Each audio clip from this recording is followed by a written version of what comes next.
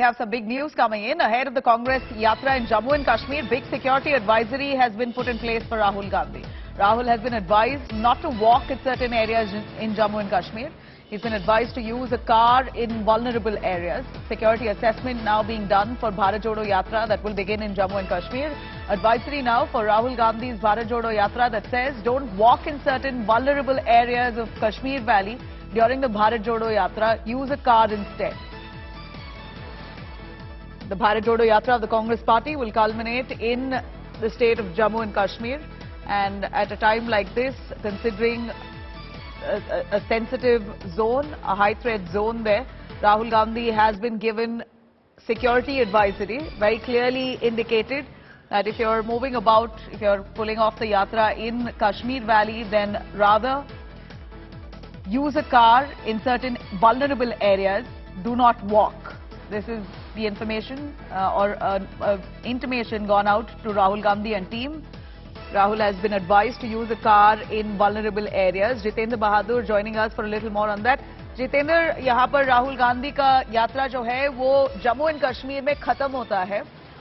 Kashmir valley में जो हाल ही में जो इतने हत्या हुए, टेरर अटैक्स हुए हैं, उसके जो कंसर्न्स लेके राहुल गांधी को एक इंटीमेशन दिया है कि आप वल्नरेबल एरियाज में वॉक मत कीजिए, आप गाड़ी लेके कश्मीर वैली के अंदर रैली कर सकते हैं. इसके बारे में कुछ बताइए. बिल्कुल, जम्मू कश्मीर में राहुल गांधी की सुरक्षा को लेकर के एक समीक्षा की गई है और इसको लेकर के एक उच्च स्तरीय बैठक जो सुरक्षा एजेंसियां राहुल गांधी की सुरक्षा करती हैं उनकी हुई थी. और उसके बाद ये तय किया गया है कि राहुल गांधी जब जम्मू से उनका काफिला आगे की तरफ निकलेगा, यानी कि जम्मू के लखनपुर से जब वो आगे की तरफ बढ़ेंगे तो कठुआ, हीरानगर और होते हुए वो कश्मीर घाटी यानी बनिहाल टनल होते हुए कश्मीर घाटी पहुंचेंगे.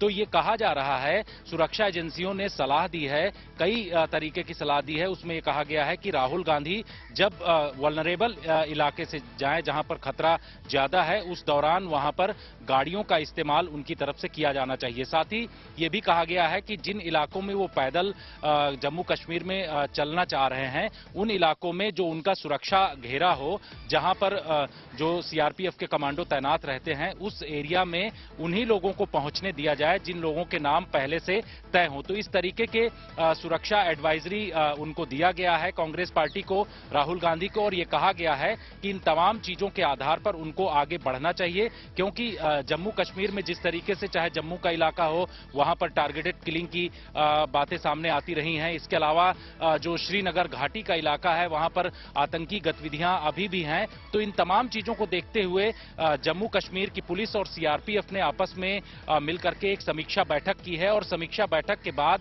ये तय किया गया है कि वहां पर सुरक्षा के कड़े इंतजाम किए जाने चाहिए और राहुल गांधी जिस रास्ते से गुजरेंगे उन रास्तों पर कड़ी सुरक्षा हो. सीआरपीएफ और पैरामिलिट्री फोर्सेस के जवान वहां पर ज्यादा से ज्यादा संख्या में तैनात रहें. इसके अलावा ये भी कहा गया है कि राहुल गांधी को कुछ इलाकों में पैदल चलने से बचना चाहिए, उनको वहां पर गाड़ी के जरिए मूवमेंट करना चाहिए. तो इस तरीके की सलाह जो सुरक्षा एजेंसियां हैं उनको उनकी तरफ से दिया गया है.